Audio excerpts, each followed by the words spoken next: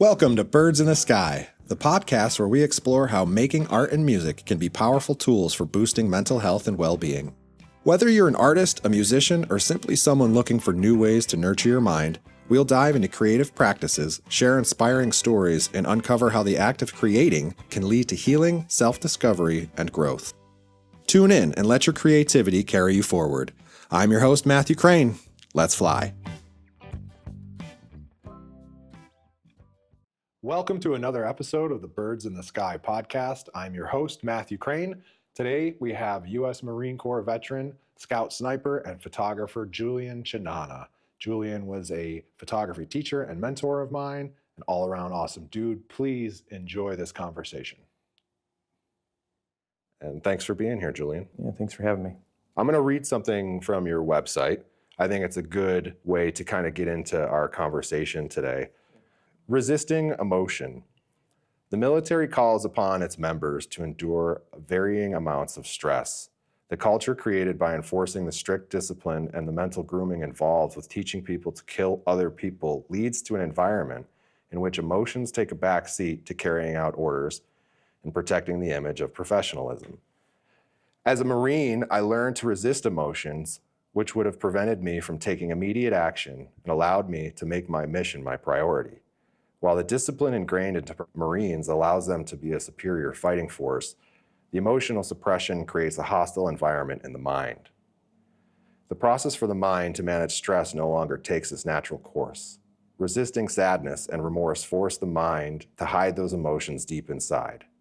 However, as this stress continues to build, the mind will leak out in anger, crying fits, and irregular shifts in mood. For this series, I re-photographed images taken during my tours in Afghanistan and Iraq. After revisiting these photographs, I noticed a lot of emotion, which I never perceived before.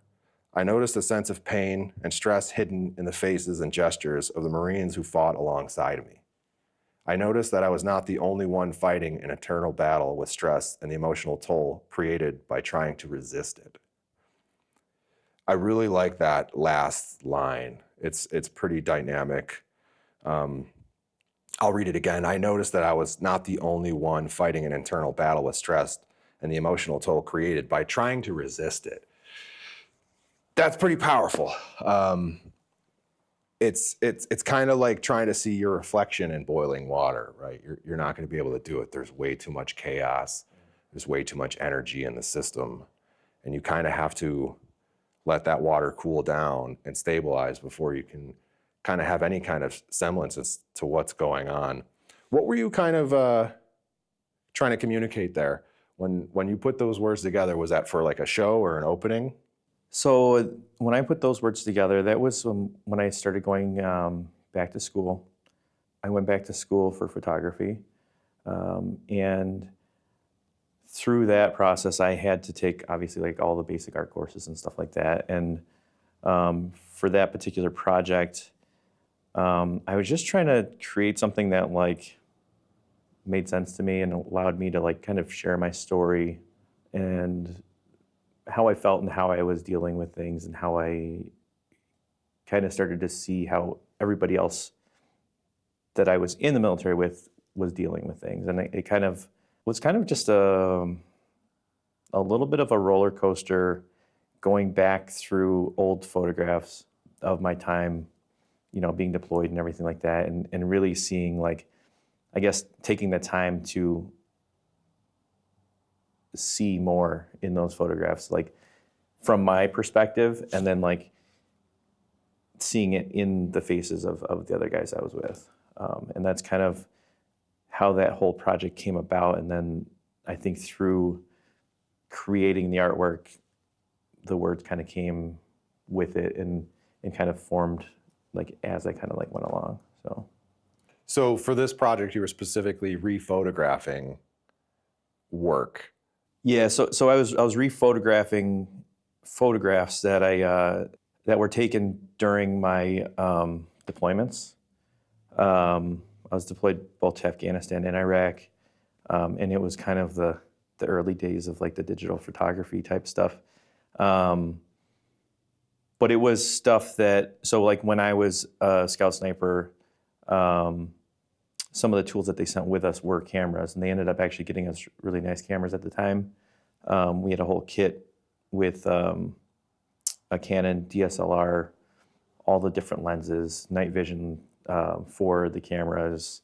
They gave us Panasonic Tough Books to allow us to go out in the field, take photographs, collect that intelligence, and then be able to send that back.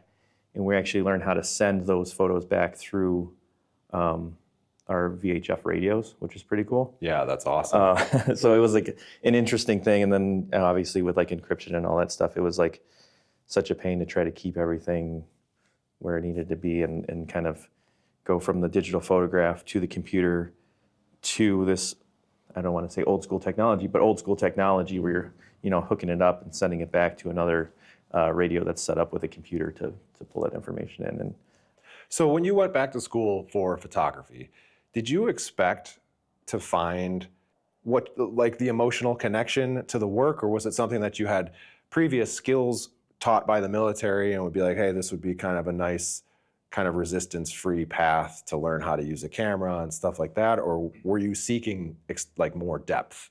So I didn't expect what I found. Photography was something like I always enjoyed, like growing up. I bought my first camera when I was like in middle school, probably. I saved up enough money to get a Canon camera. Went into the military, kind of just like lost track of it, went into the infantry, did all that stuff. And then like when they gave us these cameras back when I was in the sniper platoon, I was like, oh, this is really cool because like this is something that I used to enjoy. Then getting out of the military, going back to school, I started going for computer science. And then I ended up dropping out of school, getting a job, and then I eventually found the place where I could go back to school again. And when I got to that place, I was like, well, I have a career now. What do I want to do? What's going to make me happy? Like, what can I do in college that's going to be, something for me? And so I was like, you know what? Like, I want to do photography because that like held my interest before, and it's something that I think is interesting and wanted to get into. And then once I started going to school and going through these art classes and like really learning about what art is and what it means and like how it can make you feel, that's when I really started exploring how far it could take me and how much of a voice it would give me. And I think another part of it too was that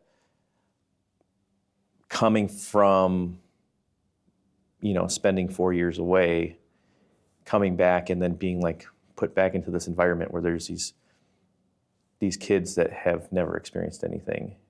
Well, I shouldn't say never experienced anything, but like didn't have the same experiences that I had. Sure, right? Sure. And then coming back and being like, like this is what I went through. And they're like, what are you talking about? And you're like, well, let me show you, and kind of start going through all these different things and being like, this is what I went through. And they're like, wow, like I can't believe that you've done all this stuff in this short amount of time. And I'm like, yeah, like this is kind of where I've been. And like at a lot of times it was just too much for me to even share, but to like have that communication with other people was huge for me. And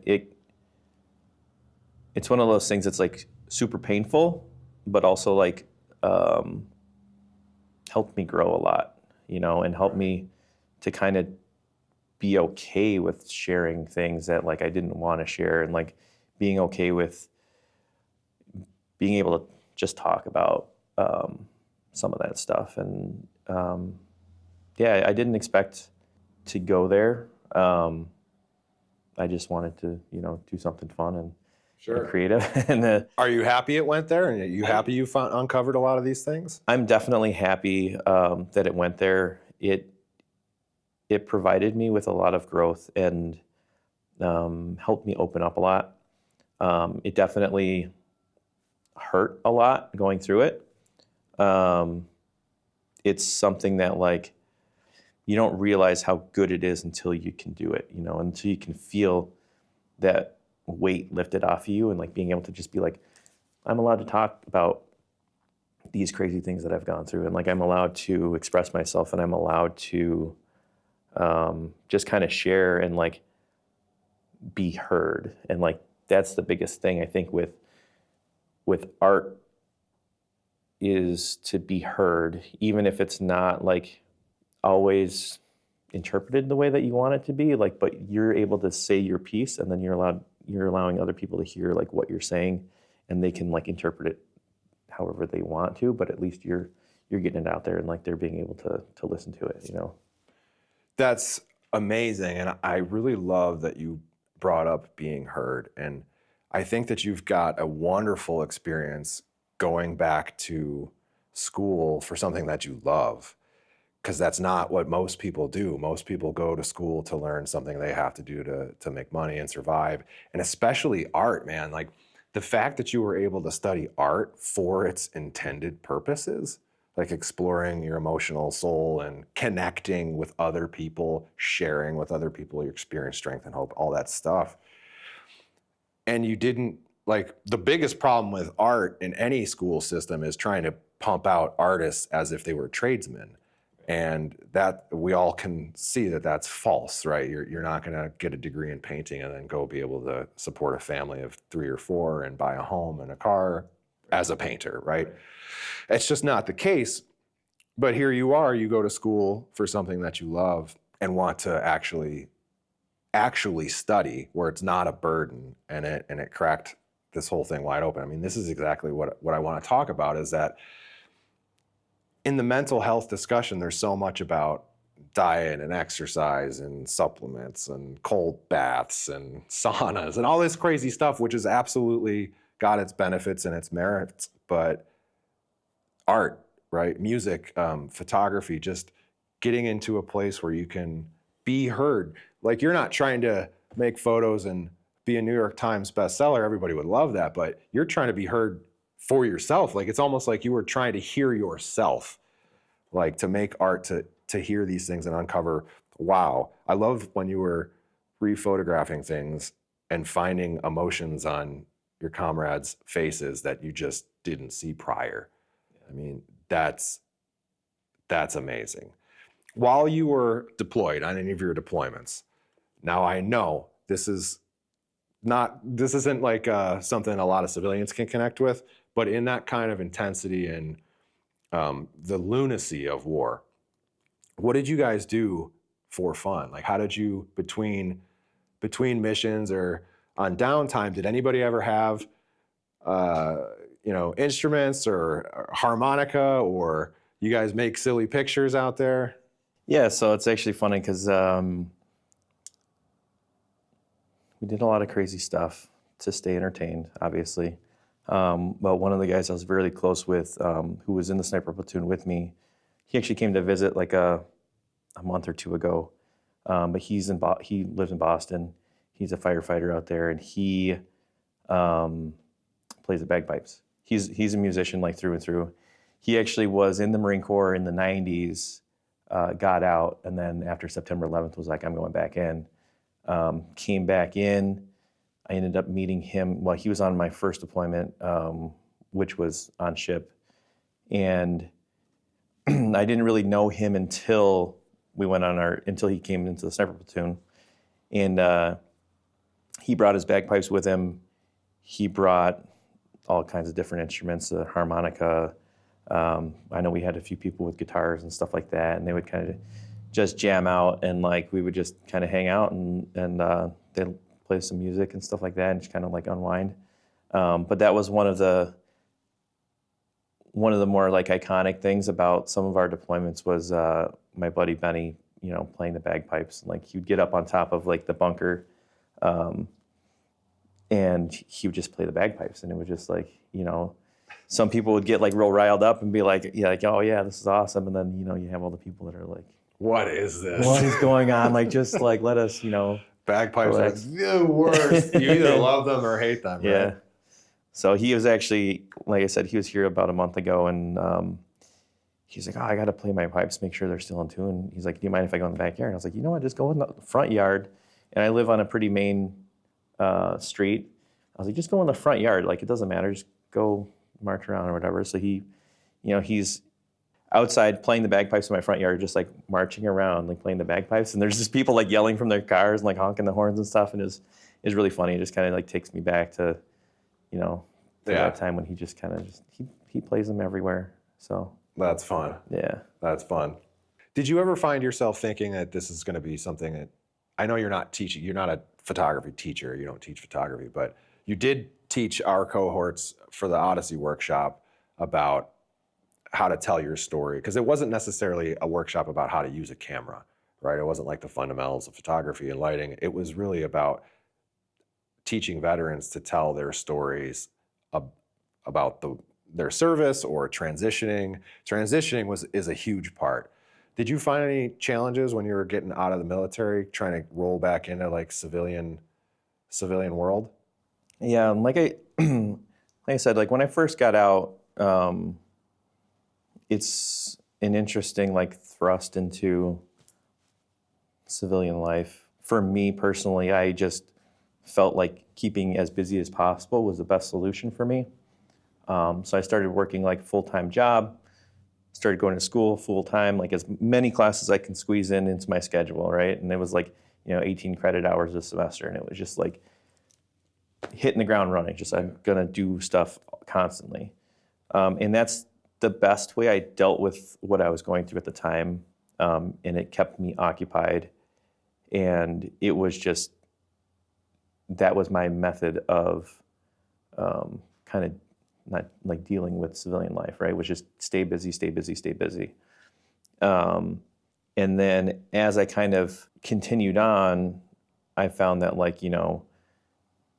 all of the emotions were building up inside of me. And like every now and again, I would just have a breakdown and I would just lose it, and just everything would pour out of me. And it just kind of like, it's like that, just emptying everything out, and then it just starts building up again. And it was this whole cycle of just doing that over and over and over again. And it was like, something is wrong and I don't know how to deal with it, but like, something has to change, right? And so like, when I found art basically, and started being able to share that story, it kind of helped me like just process more, which was great for me. But I think that like, I'm kind of getting off track, I think, of what your question was, but the transition from like military to civilian was for me just like a process of like trying to suppress everything and work as hard as I could, as fast as I could, and get everything done, and then like just let it boil over and then start over again. And it was just constantly. And then as I found this ability to share through artwork, it kind of helped me to really like process long term. Obviously still have, the occasional welling up of those feelings, just like anybody else does, but like I don't have the massive like meltdowns anymore, which is like amazing for me. And it's just a big step for me. Awesome.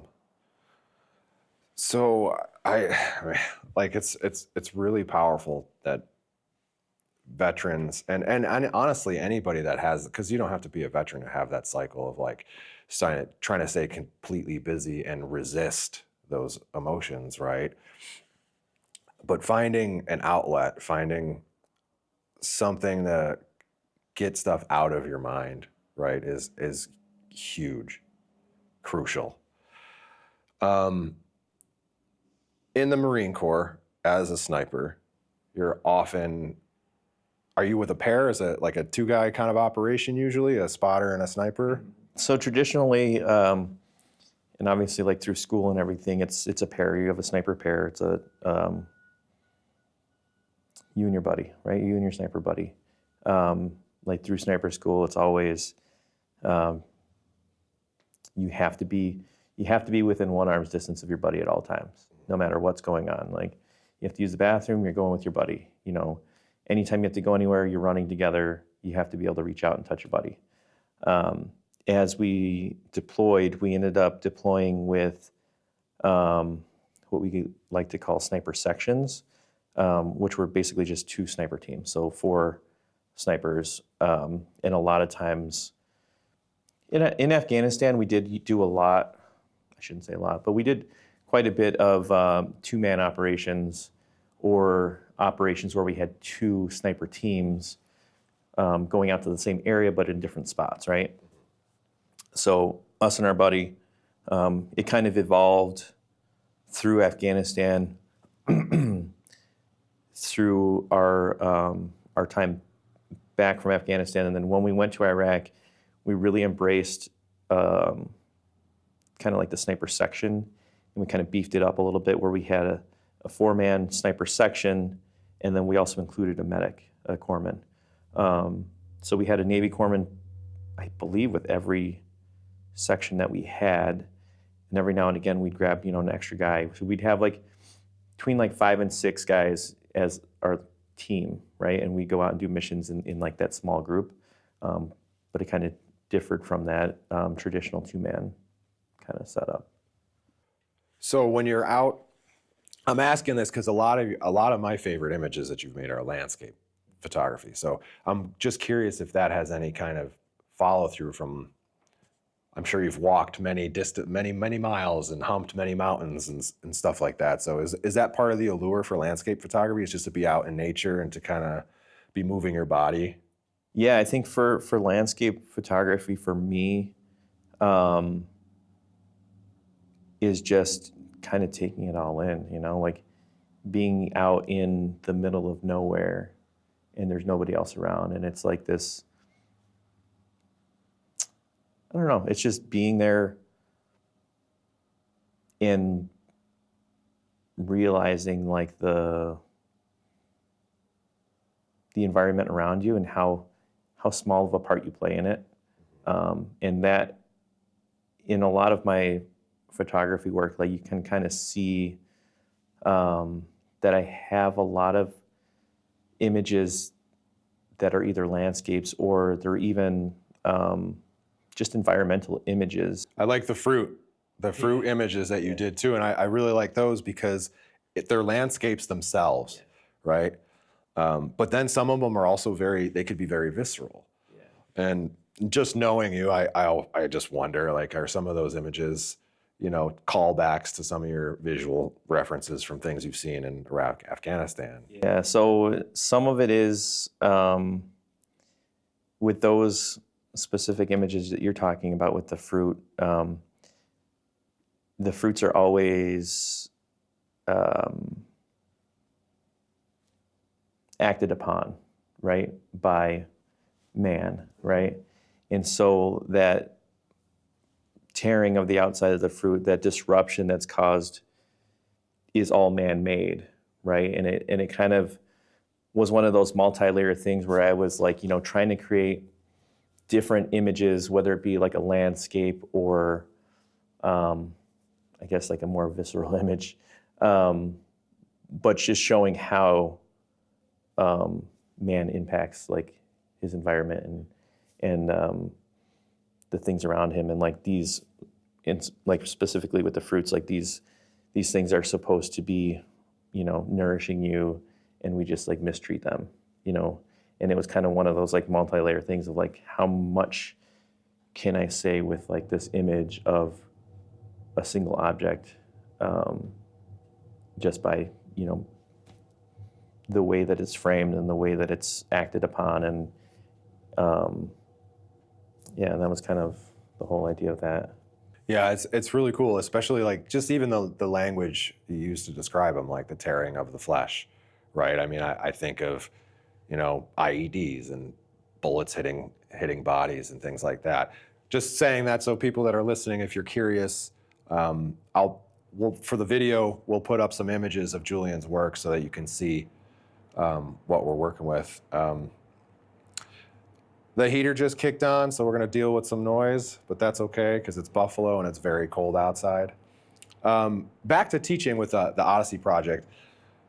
Again, thanks for showing up to be a veteran mentor for that. What was your experience working with other vets and kind of shepherding them in a way through their own experiences was it kind of like a hopes that, like, hey, this did a lot for me, and like to try to share that with other people? Like, how did you get involved with that? And what was your experience working with other vets? I got involved basically because one of my professors, when I was in school for photography, reached out to me, and he said, hey, there's this photographer. He's trying to do this photography workshop with veterans. He's like, I really think you'd be a good fit. I talked to him about it, and like he's not really sure like if he wants to work with anybody else or not, but I recommended you, and I said, at least like sit down and talk with him and show him your work and stuff like that. So that's how I initially got involved.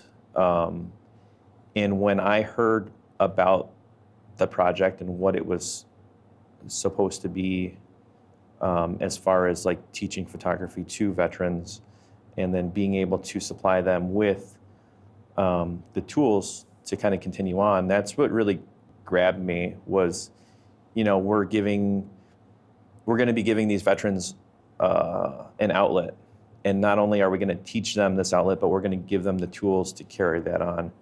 And it was very much like, okay, like this is my opportunity to really try to help other vets like reach that point of being able to talk and being able to express themselves, and then not just like saying like, okay, like this is how you do it, like good luck, have a nice day, but like being able to like give them the tools and give them the cameras and like just everything, the instruction, the cameras, and then just kind of filling them up with that that ability to express yourself and to talk and to have that that tool at your disposal, is what really like brought me into it. And at the same time, I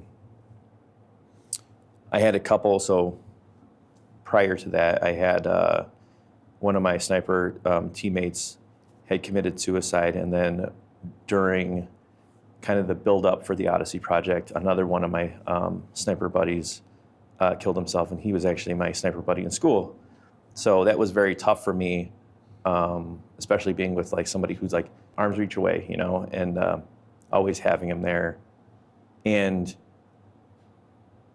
to be able to give people the tools to kind of like work their way through things was really big for me, and it made a real big impact for me. And that's kind of why I invested so much when we first started into trying to make sure that everybody has the tools and everybody has like the ability to express themselves, to talk about it, to be able to share it, right? And then actually getting into it and doing like the first weekend of the first workshop, and like just it was a little bit, for me it was a little overwhelming, having everybody there and like trying to present as like the teacher and like the trying to like do like, okay, like this is how we use a camera and stuff like that. But as soon as we started talking and like started working through like even the first part of the workshop where we were taking portraits of each other, it really helped me to be able to connect and be like, okay, like this is a group of not just like-minded people, but just these are my people, right? And then connect with them, and then being able to share that and just be like, hey, like this is what I got out of it, and like I want you to be able to get the same thing out of it, if not more. I only have one more question, and feel free to answer it or not, but your current position, your current career, are there police officers that use art or music or photography, and because you guys work crazy hours and crazy shifts, and it's the suicide epidemic that hits veterans is also hitting police and first responders. So if people aren't aware of that, it's a very real thing. So is there anything in place to keep you guys mentally in check or above your pay grade? I mean, I don't want to corner you and get political. I'm just curious. There are things in place. It's very traditional in the methodology. Obviously, there's hey, we can get you counseling. Hey, we have these peer groups that you can just call. Call somebody up if you need to talk to them. They're here for you. You're anonymous or whatever. Like the discretion is there if you just need to talk. And like I feel like that's a good step in the right direction. Sure. Being able to have an outlet that's available to you. But just, I mean, obviously just living it and like being there, while those are helpful and some people do take advantage, and I'm sure there's more than I know, take advantage of those things, it's just difficult to pick up a phone and be like, hey, like, I'm going through something. Like, and it's 100% understand. it's hard to do that, and it's one of the toughest things to overcome, in my opinion. Like, it's much easier to, pick up a bottle and start drinking. It's easier to try to push it off and ignore it. It's easier to just do all these other things to get around it. You know what I mean?